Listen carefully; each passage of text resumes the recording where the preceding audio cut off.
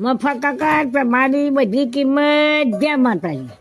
તમારો બધાનો ખૂબ ખૂબ આભાર.